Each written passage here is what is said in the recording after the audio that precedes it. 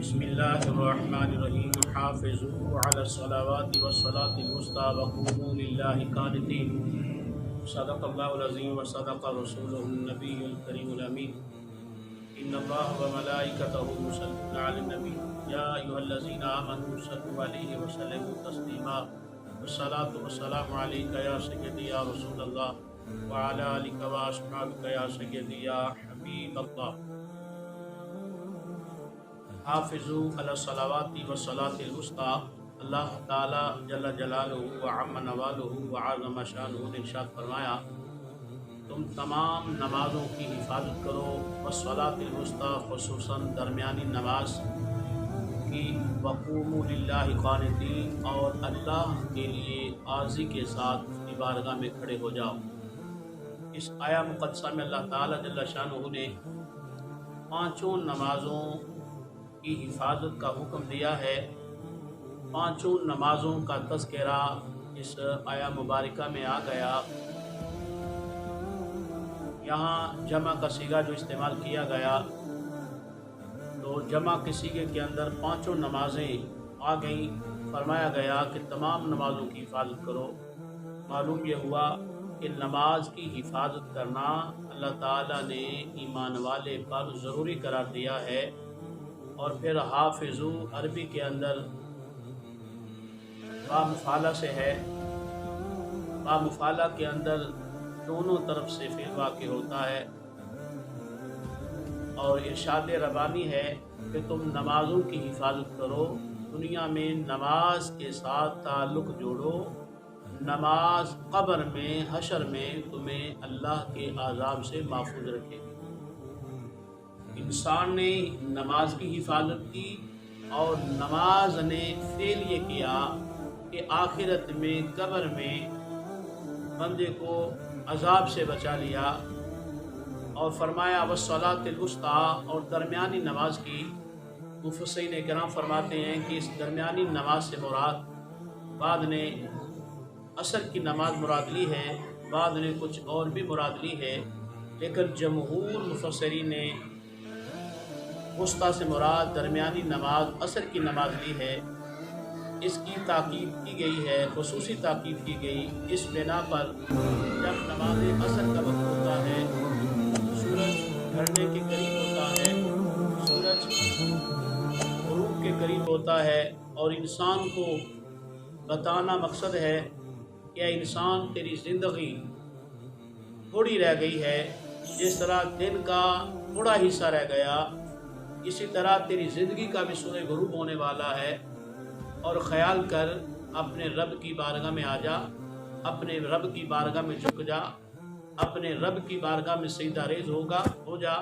अल्लाह के फ़राइज़ व वाजिबात का एहतमाम कर। ये फ़राइज़ व वाजिबात दुनिया के अंदर ये मुशक्क़त से और मेहनत से इनको अदा करना, ये मेहनत और मुशक्क़त आखिरत में, कब्र में आसानी का बाइस बनेगी। अज़ाब कब्र से अल्लाह इसके ज़रिए महफूज रखेगा। तो आइए अल्लाह ताला की बारगाह में दुआ करते हैं कि जो भी काम हो, जिस शोबे के अंदर मौजूद हैं, जिस जगह भी मौजूद हैं, अगर अल्लाह ताला के अता करदा उस तौफ़ीक से अल्लाह ने ज़िंदगी दी है, टाइम दिया है, हमारे पास वक्त मौजूद है, तो हमें काम को छोड़कर, इतना यार टाइम लगता है, थोड़ा सा टाइम लगता है नमाज़ पढ़ने को, तो नमाज अदा करें, उसके बाद काम करें।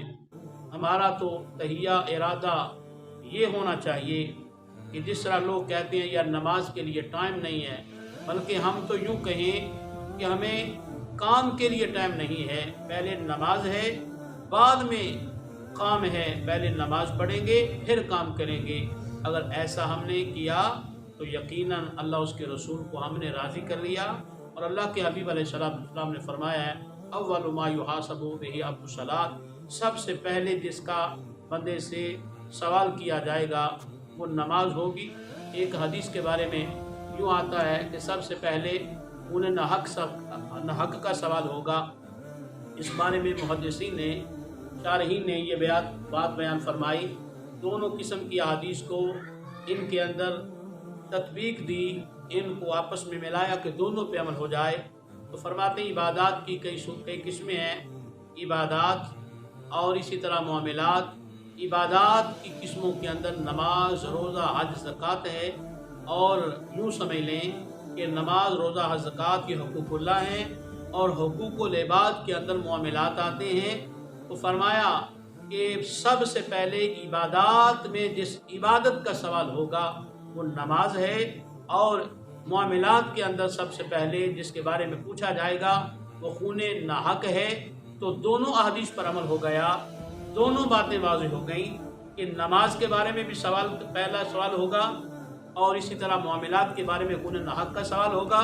अब जिस तरह नमाज को ज़ाया किया जा रहा है, नमाज का ख्याल नहीं किया जा रहा, फिर ज़माना ये है इंसानी आज कदर नहीं है, इंसान की यानी कदर को पामाल किया जा रहा है। आज मामूली सी बात पे इंसान को जान से मार दिया जाता है, इंसान के साथ ये जुल्म किया जाता है, और आज वो मजलूम जिस पे जुल्म हुआ है उसकी कोई सुनने वाला नहीं है। तो अल्लाह ताला ने एक दिन मुकर्रर किया है जो 50,000 साल का दिन होगा। अल्लाह ताला पूछेगा उस दिन, यानी कोई बच नहीं सकेगा। दुनिया से अगर बच गया है तो बच गया, लेकिन आखिरत के अंदर अल्लाह की सज़ा से बच नहीं सकता। अगर तौबा नसूहा के बगैर अगर इस हालत में दुनिया से चला जाए तो अल्लाह के अजाब से बच नहीं सकता। वो एक और बात यह है कि अगर तौबा नसूहा कर ली है, पक्की तौबा कर ली है, अल्लाह ताला ने मुआफ़ उसको कर दिया, दुनिया के अंदर माफ़ हो गया, तो उसके बारे में तो कोई ऐसा शक नहीं है कि अल्लाह ताला जल्ला शानहू से अजाब से भी बचा लेगा। आइए अल्लाह की बारगाह में हम हुकूकुल्लाह का भी ख्याल करें, हुकूकुल इबाद का भी ख्याल करें। अल्लाह ताला ने हमें ये लम्हात, ये घड़ियाँ जो माह रमज़ान मुबारक की सूरत में अता की हैं, ये हमारे लिए एक रिफ्रेशर कोर्स है, एक तरबियत है। 12 महीनों में एक महीना तरबियत के एतबार से है कि आज हम अगर हलाल चीज़ों को अल्लाह ताला के हुक्म से उनको छोड़ देते हैं। हमारे सामने अफ्तारी के वक्त हर किस्म का मशरूब है, हर किस्म का खाना पड़ा है, हमारे पास मुख्तलिफ किस्म के मुख्तलिफ अनवा के हमारे पास फ्रूट मौजूद हैं, लेकिन हम उनकी तरफ हाथ खाने के लिए हाथ नहीं बढ़ाते। इसलिए नहीं बढ़ाते कि अल्लाह का हुक्म नहीं है। अल्लाह का हुक्म होगा तब मैं इसकी तरफ हाथ बढ़ाऊंगा, तब खाऊंगा। और ये हलाल चीज़ें हैं, हराम नहीं है। हलाल को अल्लाह के हुक्म की बिना पे बंदा छोड़ रहा है, तो ये इशारा इस तरफ है, ऐ बंदे जब तू हलाल के लिए अल्लाह के हुक्म पर अमल कर रहा है, हलाल को छोड़ रहा है, तो ये भी अल्लाह का हुक्म है। शराब जो है वो हराम है, गीबत, चुगली और ज़िना और शराब ये अल्लाह की हराम करदा चीज़ें हैं।